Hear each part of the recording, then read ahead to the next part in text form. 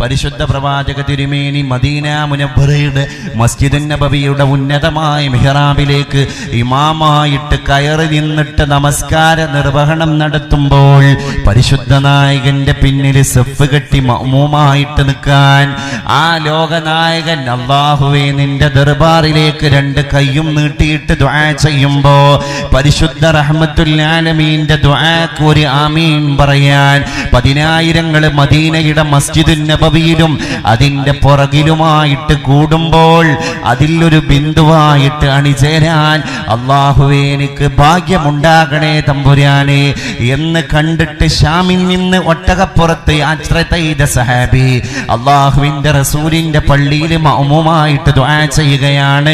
അശ്ഹദു അല്ലാ ഇലാഹ ഇല്ലല്ലാഹ് അസ്തഗ്ഫിറുല്ലാഹ് അസ്അലുക്കൽ ജന്നത വഅഊദു ബിക മിനന്നാർ. നമ്മുടെ പരമപ്രധാനമായിരിക്കുന്ന ലക്ഷ്യം, ഏത് ലക്ഷ്യത്തിന് വേണ്ടിയാണ് ഭൗതിക ലോകത്തേക്ക് നമ്മൾ പറഞ്ഞേക്കപ്പെട്ടത്? ശരിക്ക് നമ്മൾ ദുനിയാവിനെ പറ്റി ഒരു വിചാരപ്പെടലുകൾ നടത്താൻ വേണ്ടി ഒരു 10 മിനിറ്റ് സമയം സ്പെൻഡ് ചെയ്തിട്ടുണ്ടെങ്കിൽ എന്തിനാണ് റബ്ബേ നീ എന്നെ പറഞ്ഞയച്ചത് എന്നൊരു തോന്നൽ നമുക്ക് ഉളവാകുന്നതാണ്.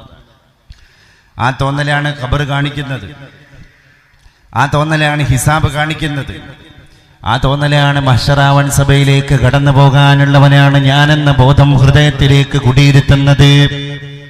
അതുകൊണ്ട് റമദാൻ എന്ന് പറയുന്നത് വലിയൊരു സേവനത്തിന്റെ ത്യാഗസന്നദ്ധതയുടെ മാസമാണ്.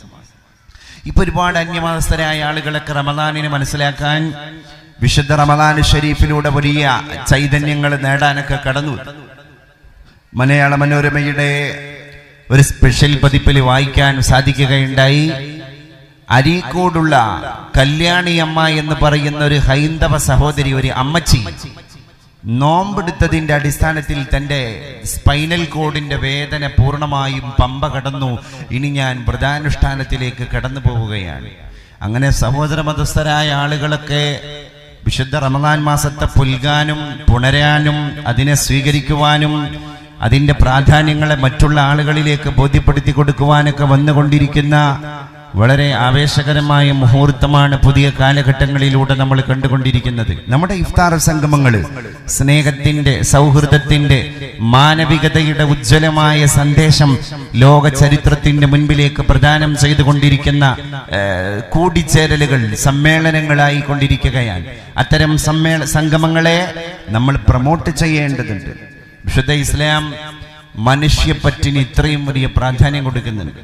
നമ്മൾ ഇംഗ്ലീഷ് ഭാഷയിൽ ഹ്യൂമൻ ബീയിങ് എന്ന് പറയാറുണ്ട്. ഹ്യൂമൻ ബീയിങ് ഒരു മനുഷ്യനാണ്, അല്ലെങ്കിൽ മനുഷ്യ സമൂഹം, ഹ്യൂമൻ ബീയിങ്. അതിലപ്പുറം നമ്മൾ പറയേണ്ടത് അത് നേരെ തിരിച്ചു വായിക്കുന്ന ഒരു സ്ഥിതിവിശേഷം, അഥവാ ബീയിങ് ഹ്യൂമൻ. ഹ്യൂമൻ ബീയിങ് എന്ന് പറയുന്നതിനേക്കാൾ ബീയിങ് ഹ്യൂമൻ, ഒരു മനുഷ്യനാവുക, ഒരു മനുഷ്യനാവുക. ഡയോജനിസ് പറഞ്ഞ പോലെ മനുഷ്യന്റെ സത്ത കണ്ടെത്തുക എന്നർത്ഥം. അതുകൊണ്ട് തന്നെയാണ് ഉലമാക്കളും മഹാരഥന്മാരുമായ ആളുകൾ ഈ പാത വെട്ടിത്തെളിച്ച് നമ്മുടെ മുമ്പിലേക്ക് സുതാര്യമാക്കി തന്നത്. ഇന്നലില്ലാഹി ഇബാദൻ ഫുതനാ തല്ലഖു ദുനിയ വഖാഫുൽ ഫിതനാ നളറു ഫീഹാ വലമ്മാ അലിമൂ أنها ليست لحي وطنا جعلوها لجة واتخذوه صالح الأعمال فيها سفنا. അള്ളാഹുവിന് ഒരു പറ്റം മൗലിയാക്കന്മാരുണ്ട്. അവര് ദുനിയാവിനോട് ത്വലാഖ് ചൊല്ലിയിരിക്കുകയാണ്. ദുനിയാവിന്റെ മുഖത്ത് നോക്കി തല്ലഖ്തുകി, ഭൗതിക ലോകമേ ഞാൻ നിന്റെ 3 ത്വലാഖ് ചൊല്ലി എന്ന് ദുനിയാവിനോട് പറഞ്ഞു കടന്നുപോയ പണ്ഡിതന്മാര് ലോക ചരിത്രത്തിലൂടെ നടന്നു പോയിട്ടുണ്ട്. ആ ശ്രേണിയിലൂടെയാണ് സമസ്ത കേരള ജംഇയ്യത്തുൽ ഉലമ എന്ന് പറയുന്ന ഏഷ്യ കണ്ട ഏറ്റവും വലിയ പണ്ഡിത മഹാപ്രസ്ഥാനം നിലകൊണ്ട് പ്രവർത്തിച്ചു കൊണ്ടിരിക്കുന്നത് എൻ്റെ പ്രിയപ്പെട്ടവരെ.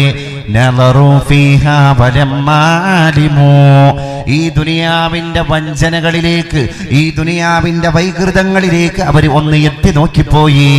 അവർക്ക് മനസ്സിലായി അന്നഹാ ലൈസത് ലിഹയ്യിൻ വാതനാ, ഇത് ശാശ്വതമായി ജീവിക്കാൻ പറ്റുന്നവന് എറ്റേണിറ്റിയോടുകൂടെ അവന്റെ ലൈഫ് മുന്നോട്ട് കൊണ്ടുപോകാൻ പറ്റുന്ന ഒരു ഭൂമിയാണ് ദുനിയാവ് എന്ന ശങ്ക അല്ലെങ്കിൽ ഉറപ്പ് ആർക്കും വേണ്ട. ഇത് നമുക്കൊരു പെർഫെക്റ്റ് ആയ, ഒരു പെർമനന്റ് ആയ ഭൂമിയല്ല എന്ന് പണ്ഡിതന്മാര് മനസ്സിലാക്കി. അപ്പൊ എന്ത് ചെയ്തു? ജഅലൂഹാ ലുജ്ജതൻ വത്തഖദൂ, ആ ദുനിയാവിനെ അവരാക്കി മാറ്റി ലുജ്ജതൻ, തിരയിട്ടടിക്കുന്ന സാഗരത്തിലെ തരമാലകളാക്കി ദുനിയാവിന്റെ ഫസാദുകൾ അവർ മാറ്റി.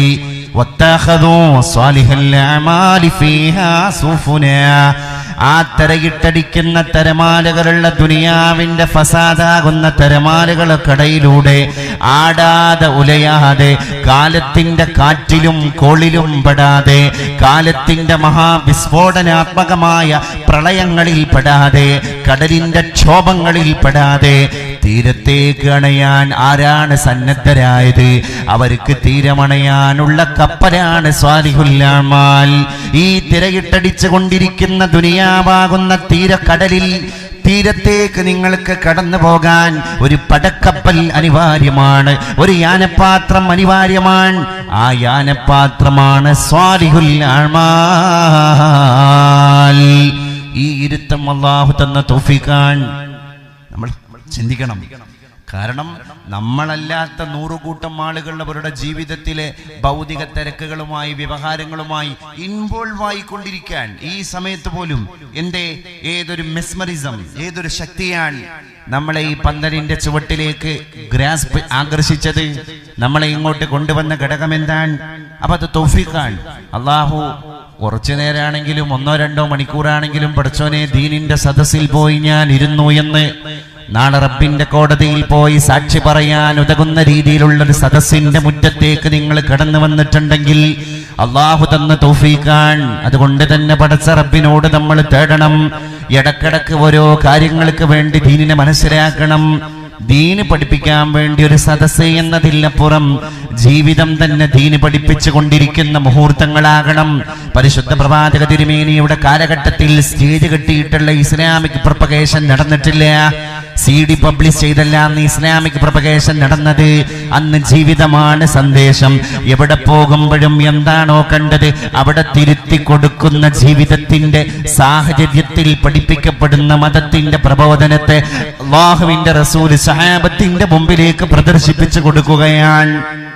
ആ തിരുമേനിയാണ് പറഞ്ഞത് അഫ്ളലുൽ ഇൽമി ഇൽമുൽ ഹാൽ, ഏറ്റവും വലിയ വിജ്ഞാനം സന്ദർഭത്തിനനുസൃതമായ വിജ്ഞാനമാണ്.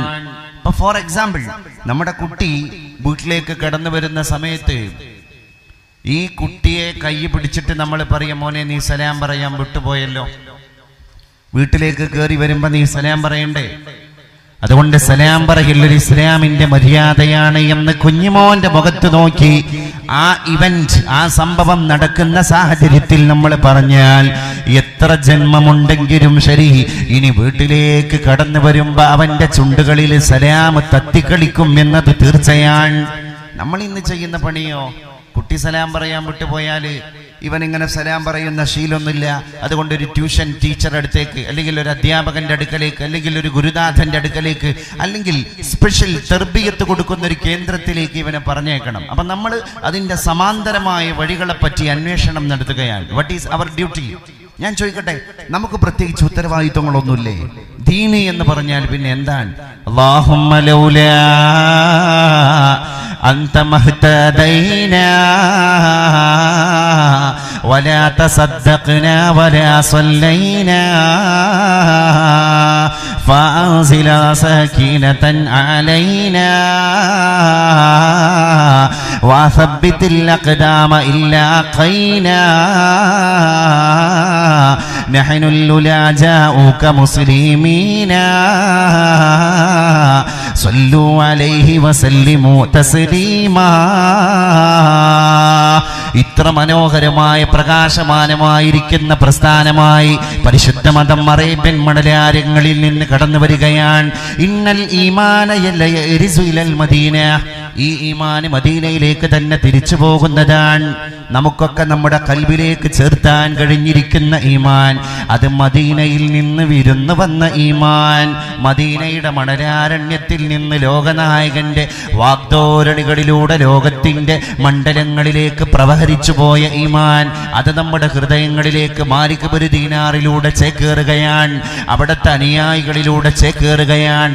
ആ ഈമാനിനെ കട്ടെടുത്ത് കൊണ്ടുപോകാൻ ഇവിടെ വിധ്വംസക ശക്തികള്, വിഘടനവാദികള്, ബിദഈ പ്രസ്ഥാനക്കാര് കടന്നു വന്നപ്പോഴാണ് പരിശുദ്ധരായ ബരക്കൽ മുല്ലക്കോയ തങ്ങൾ എന്ന് പറയുന്ന ലോകം കണ്ട സാത്വികനായ പണ്ഡിതൻ കടലിന്റെ തിരമാലകൾ വന്ന് കോഴിക്കോട്ട് കടപ്പുറത്തിന്റെ പരിസര തീരങ്ങളിലേക്ക് ആർത്തലച്ച് അട്ടഹാസം കുറിച്ചിട്ട് കടന്നു വന്നപ്പോ ആയിരം ആളുകൾക്ക് അവരുടെ കടപ്പാടം നഷ്ടപ്പെട്ടു പോയപ്പോ വരക്കല് ബാലവി തങ്ങളുടെ അടുക്കല് പോയിട്ട് കോഴിക്കോട്ടുകാര് പരാതി പറയുകയാണ്, തങ്ങളെ കടല് വന്നിട്ട് അക്രമം നടത്തുകയാണ്, കടലാക്രമം രൂക്ഷമായിട്ട് കടന്നു വരികയാണ്.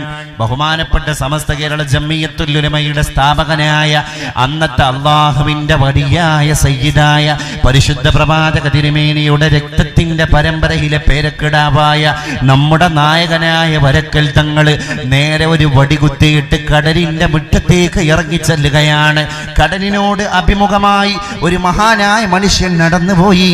നീലത്തിമിംഗലങ്ങളെ പോറ്റി വളർത്തിക്കൊണ്ടിരിക്കുന്ന അടങ്ങാത്ത കടലിനോട് ഒരു ബലഹീനനായ മനുഷ്യൻ, എന്നാൽ ആത്മീയ ശക്തി കൊണ്ട് ഹിമാലയ സാനുക്കളുടെ ശക്തി പേറിയ ഒരു മഹാരഥനായ മനുഷ്യൻ ഈ വിരല് ചൂണ്ടിയിട്ട് പറഞ്ഞുപോയി, കടലേ അടങ്ങണം, ഇനി ഇങ്ങോട്ട് കടന്നു വരാൻ പാടില്ല. എത്ര കിലോമീറ്ററുകളാണ് കടൽ ഉൾവലിഞ്ഞു പോയത്. ആ ഉൾവലിഞ്ഞു പോയ കടലിന്റെ കടപ്പുറമാണ് ഇന്ന് കോഴിക്കോട് കണ്ടുകൊണ്ടിരിക്കുന്നത്. ആയിരക്കണക്കിന് ജീവനുകളെ രക്ഷപ്പെടുത്താൻ അള്ളാഹു ബഹുമാനിച്ച ഒരു മഹാനുഭാവന്റെ വാക്കിന് ശക്തിയുണ്ടായിട്ടുണ്ടെങ്കിൽ ആ ശക്തി കൊണ്ട് പറന്നുപോയൊരു പ്രസ്ഥാനത്തിന്റെ മുറ്റത്തിരിക്കുമ്പോ എൻ്റെ ഉമ്മമാരെ ഉപ്പമാരെ പടച്ച റബ്ബ് നമുക്ക് തന്നിരിക്കുന്ന സൗഭാഗ്യം എത്ര